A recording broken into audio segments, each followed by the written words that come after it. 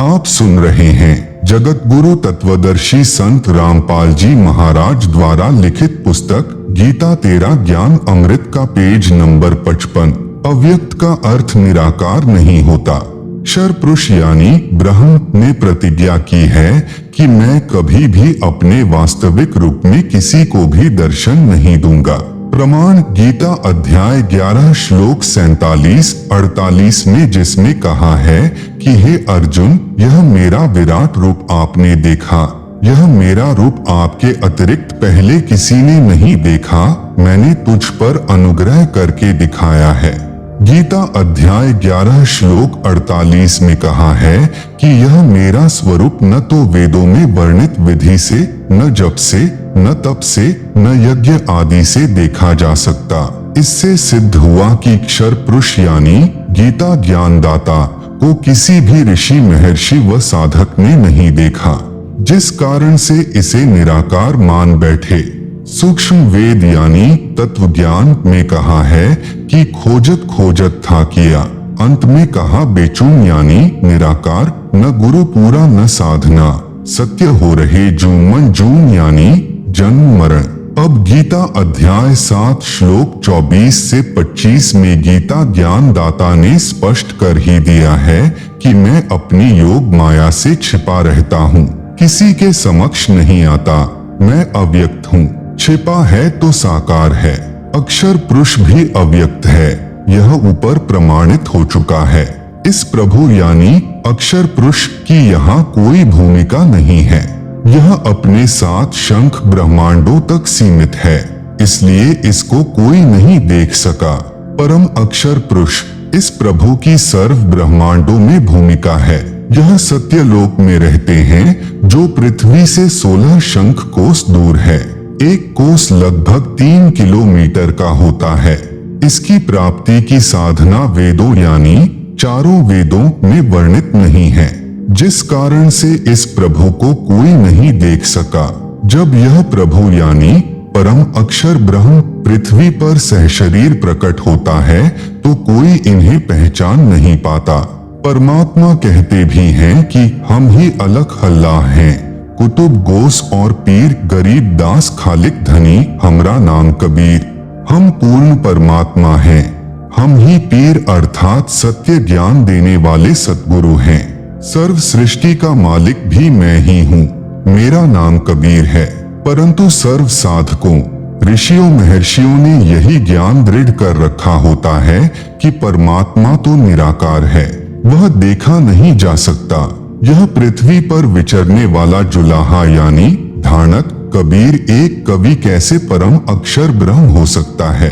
उसका समाधान इस प्रकार है, विश्व में कोई भी परमात्मा चाहने वाला बुद्धिमान व्यक्ति चारों वेदों ऋग्वेद, यजुर्वेद, सामवेद तथा अथर्ववेद को गलत नहीं मानता। वर्तमान में आर्य समाज के प्रवर्तक महर्षि दयानंद को वेदों का पूर्ण विद्वान माना जाता रहा है। इनका भी यह कहना है कि परमात्मा निराकार है। आप सुन रहे हैं जगत गुरु तत्वदर्शी संत रामपाल जी महाराज द्वारा लिखित पुस्तक गीता तेरा ज्ञान अमृत का पेज नंबर 56। आर्य समाज और महर्षि दयानंद वेदों के ज्ञान को सत्य मानते हैं।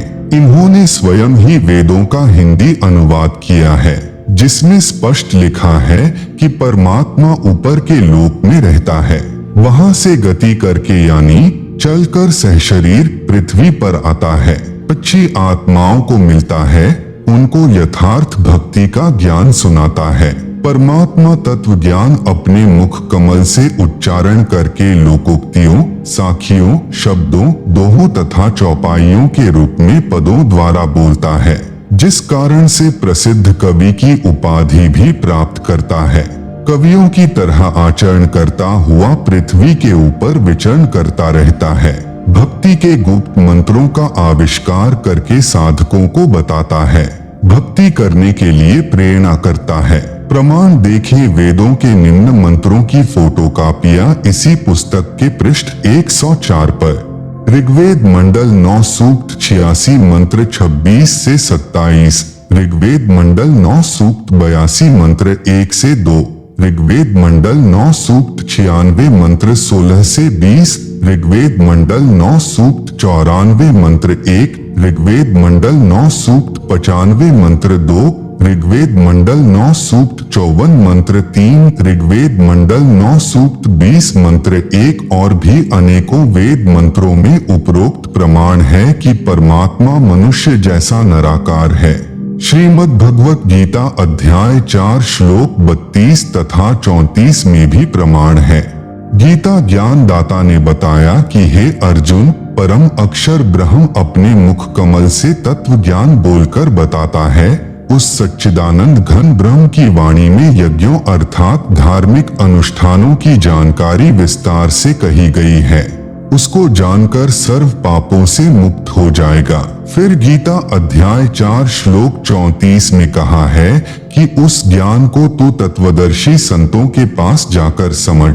उनको दंडवत प्रणाम करके विनय पूर्वक प्रश्न करने से वे तत्वदर्शी संत तुझे तत्व ज्ञान का उपदेश करेंगे।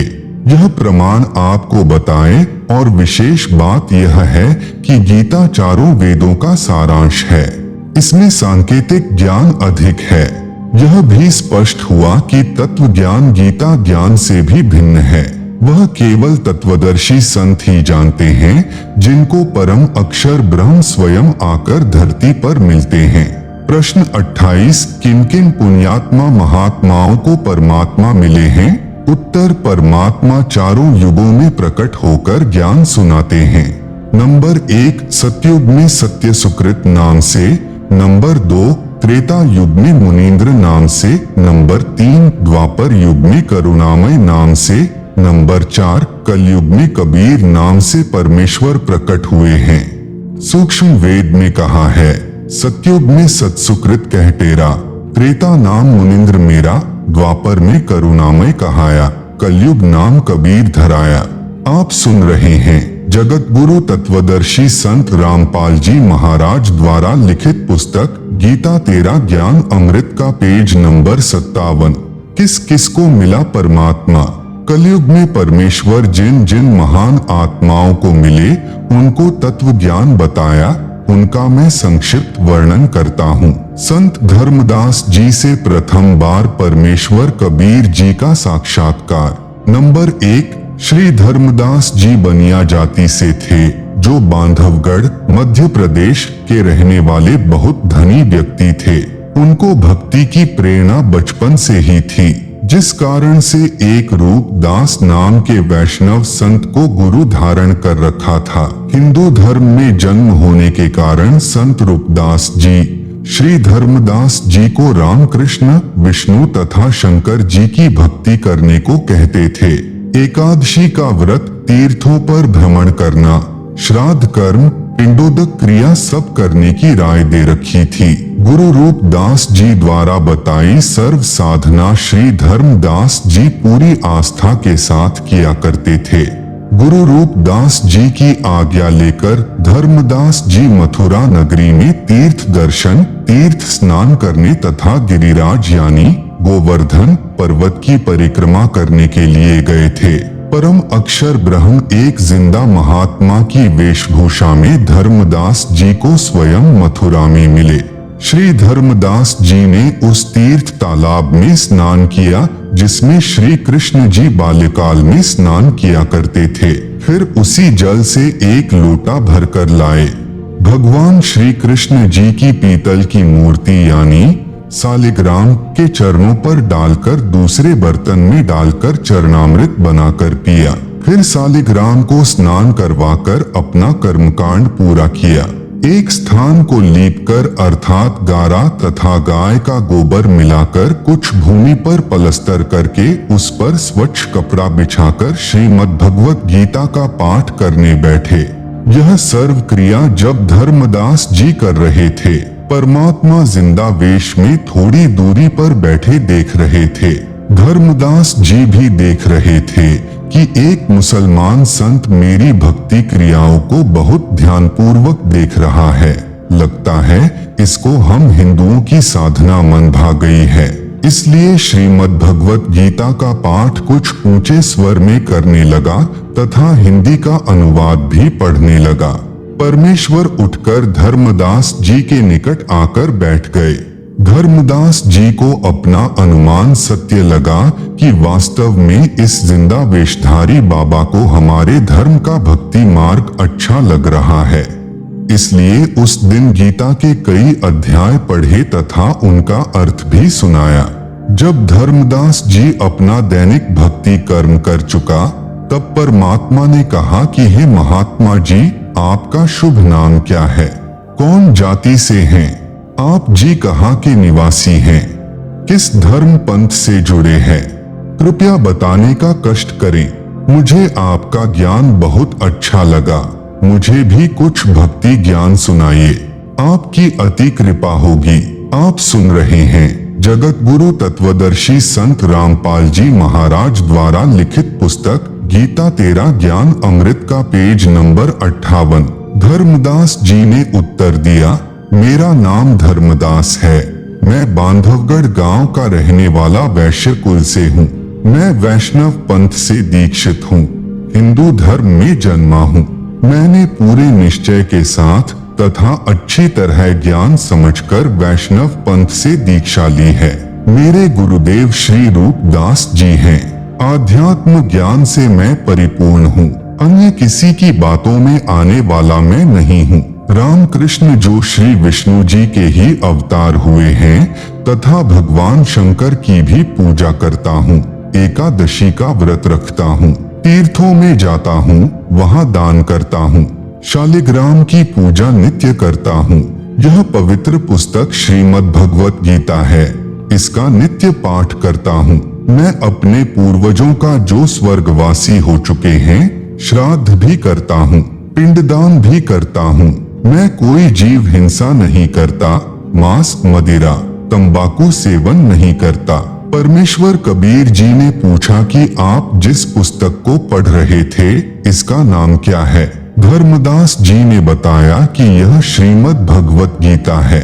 हम शुद्ध रहते हैं, शूद्र को निकट भी नहीं आने देते। प्रश्न नंबर 29, कबीर जी जिंदा रूप में आप क्या नाम जाप करते हो? उत्तर धर्मदास जी का, हम हरे कृष्ण कृष्ण कृष्ण हरे हरे, ओम नमः शिवाय, ओम भगवते वासुदेवाय नमः, राधे राधे श्याम मिला दे, गायत्री मंत्र का जाप 108 बार प्रतिदिन करता हूँ। विष्णु सहस्र नाम का जाप भी करता हूँ। प्रश्न नंबर 30, जिंदा बाबा का, हे महात्मा धर्मदास, गीता का ज्ञान किसने दिया? उत्तर धर्मदास का, कुल के मालिक सर्वशक्तिमान भगवान श्री कृष्ण जी ने, यही श्री विष्णु जी हैं। प्रश्न नंबर 31, जिंदा बाबा रूप में परमात्मा का, आप जी के पूज्य देव श्री कृष्ण अर्थात श्री विष्णु हैं। उनका बताया भक्ति ज्ञान गीता शास्त्र है। हे धर्मदास, एक किसान को वृद्धावस्था में पुत्र प्राप्त हुआ। किसान ने विचार किया कि जब तक पुत्र कृषि करने योग्य होगा, तब तक मेरी मृत्यु हो जाएगी। इसलिए उसने कृषि करने का तरीका अपना अनुभव एक बही यानी रजिस्टर में लिख दिया। अपने पुत्र से कहा कि बेटा, जब आप युवा हो जाओ तो मेरे इस रजिस्टर में लिखे अनुभव को बार बार पढ़ना। इसके अनुसार फसल बोना। कुछ दिन पश्चात पिता की मृत्यु हो गई। पुत्र प्रतिदिन अपने पिता के अनुभव का पाठ करने लगा, परंतु फसल का बीज व बिजाई, सिंचाई उस अनुभव के विपरीत करता था। तो क्या वह पुत्र अपने कृषि के कार्य में सफलता प्राप्त करेगा? उत्तर धर्मदास का, इस प्रकार तो पुत्र निर्धन हो जाएगा। उसको तो पिता के लिखे अनुभव के अनुसार प्रत्येक कार्य करना चाहिए।